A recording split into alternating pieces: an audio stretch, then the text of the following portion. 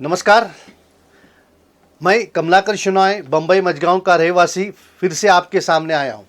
आज मैं आपके सामने आरटीआई के सेक्शन 2 और उसके संबंधित पीआईओ या एफएए हमको इन्फॉर्मेशन देने के लिए गलत कानून का इस्तेमाल करते उसके बारे में बात करूंगा। अब सेक्शन 2 में मैं आपको सीधा सेक्शन 2F की तरफ लेके जाता हूं। सेक्शन 2F क्या लिखता है कि information means any material in any form which includes records, documentations, memos वगैरह। इसका मतलब ये है कि इंफॉर्मेशन आप किसी भी तरह के इंफॉर्मेशन ले सकते हो। इसमें ऐसी कोई भी बात नहीं है जो आप उसको प्रश्न नहीं पूछ सकते हैं या सवाल नहीं कर सकते हो, ऐसा कुछ भी नहीं है। मगर हमारे पीआईओ और एफएए इसका गलत इस्तेमाल करते हैं कि आपका जो एप्लीकेशन है वो सेक्शन 2F के तहत नहीं आता है। ऐसा जो ऑर्डर्स होते हैं वो बिल्कुल गलत है और हमें उसको चैलेंज करना है, क्योंकि पीआईओ एफएए यानी इंफॉर्मेशन कमिश्नर्स को सिर्फ रिजेक्शन के लिए 2 ही सेक्शंस है, सेक्शन 8 और सेक्शन 9 और सेक्शन 11। ये 3 सेक्शंस के सिवाय वो किसी भी सेक्शंस का इस्तेमाल नहीं कर सकते हैं। मगर हमारा दुर्भाग्य है कि जो पीआईओ एफएए का मतलब होता है फर्स्ट एपिलेट अथॉरिटी और आईसी का मतलब होता है इंफॉर्मेशन कमिश्नर्स, जिन्हें आरटीआई बचाने के लिए हमने उनको पोस्ट दी गई है। अब जबकि information in any form, in any material, in any form लिखा है तो हमें कोई भी रोक नहीं सकता। अब पहला बात होता है कि ये 150 शब्द के ऊपर है, ऐसा एक सर्कुलर निकाला जाता है और उस सर्कुलर के बहाने हमको इंफॉर्मेशन रिजेक्ट किया जाता है। कानून में तो ऐसा कुछ है ही नहीं। कानून में लिखा है कि आप सिर्फ सेक्शन 8, 9 और 11 के तहत सकते हो। तो ये अगर उन्होंने सर्कुलर लाया है तो वो सर्कुलर गलत है और उसको हमको डट के सामना करना है। दूसरी बात है, वो कहते हैं कि हम एक तो बताया आपको 2F सेक्शन नहीं कर सकते हैं, 150 शब्द नहीं कर सकते हैं, और तीसरा है कि 1 सब्जेक्ट।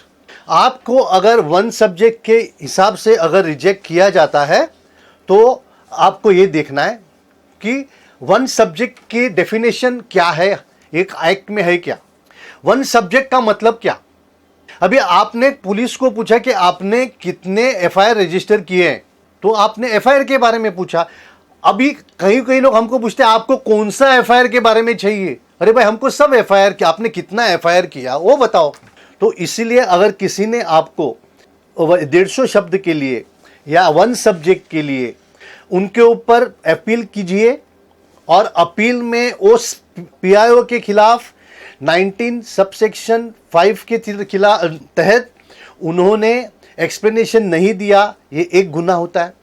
और इसीलिए हमको कॉम्पेंसेशन चाहिए, क्योंकि हमें मानसिक तकलीफ हुई है, इसलिए हमको कॉम्पेंसेशन चाहिए। और सेक्शन 20 सबसेक्शन 1 और सेक्शन 20 सबसेक्शन 2 के तहत उनके ऊपर 100 रुपया पर डे के हिसाब से मैक्सिमम 25,000 रुपये की पेनल्टी होनी चाहिए ही। तो ये बात ध्यान में रखिए कि दंड जो है वो 100 रुपया पर डे विद मैक्सिमम 25,000, उसमें कम करना या जास्ती करना ये इंफॉर्मेशन कमिश्नर्स को किसी भी तरह का अधिकार नहीं है। उसी तरह सेक्शन 20 सबसेक्शन 2 के तहत उनके ऊपर डिपार्टमेंटल एक्शन होना चाहिए। वो डिपार्टमेंटल एक्शन होता है कि नहीं वो देखना चाहिए, और अगर वो नहीं देखते हैं तो वो भी गलत है।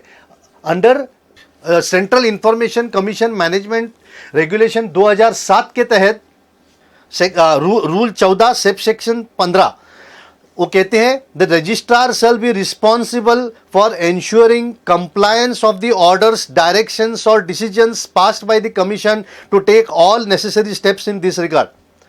इसीलिए उनके ऊपर एक्शन होता है कि नहीं, और उनके ऊपर जो एक्शन होता है वो उनके सर्विस रिकॉर्ड में और कॉन्फिडेंशियल रिपोर्ट में लिखना जरूरी है, ताकि उनके प्रमोशन में उनको तकलीफ होवे और वो डर के हिसाब से वो गलत काम और गलत इस्तेमाल नहीं करेंगे। दूसरा बात है राइट टू इंफॉर्मेशन मीन्स क्या।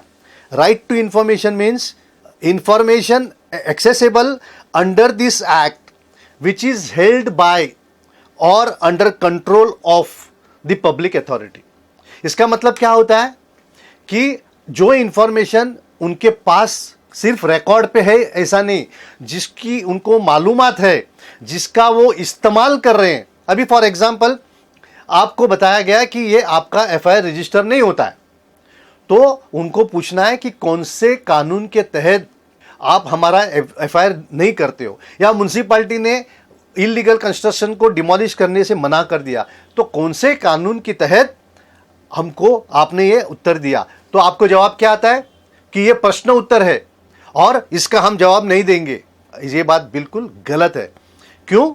क्योंकि ये कहते हैं विच इज हेल्ड बाय, मतलब जिससे जो आपके पास अवेलेबल है और जो आपके कंट्रोल में है। यहां कहीं भी ऐसा नहीं लिखा है कि जो इंफॉर्मेशन सिर्फ रिकॉर्ड पे है वो देना है। कानून क्या कहता है? जिस इंफॉर्मेशन की मालूमात आपको है, जिस इंफॉर्मेशन को आप वापर रहे हैं, उसके बारे में हर सिटीजन को जानकारी होना बहुत जरूरी है। और इसको सपोर्ट करने के लिए आप ये सेक्शन लिख लीजिए और देखिए कि सेक्शन 4(1)(b), उसी में 3, 4, 5, सेक्शन 4(1)(b), उसमें सब सेक्शन 3, 4, 5 वो क्या बोलते हैं? The procedure followed in the decision making process including channels of supervision and accountability। यानी आपने डिसीजन लेने के लिए कौन से प्रोसीजर्स किए उसके बारे में मालूमात देना आपका जरूरी है। फिर आपको आप किस हिसाब से अपने ड्यूटीज को निभा रहे हैं उसके बारे में आपको इंफॉर्मेशन देना जरूरी है। और रूल्स, रेगुलेशंस, इंस्ट्रक्शंस, मैनुअल्स ये आपको दिखाना जरूरी। इसका मतलब क्या? आप पूछते हैं कि हमको सेक्शंस बताओ, तो आपका प्रोसीजर हो गया, रूल्स एंड रेगुलेशंस हो गया, हमारा अधिकार होता है। मगर हमारे पीआईओ, हमारे एफए और हमारे इंफॉर्मेशन कमिश्नर्स ये गलत तरीके से हमको डिनाई करते, उसके खिलाफ लड़ना है। बस ये सेक्शन 2 में इतना ही है। Thank you so much.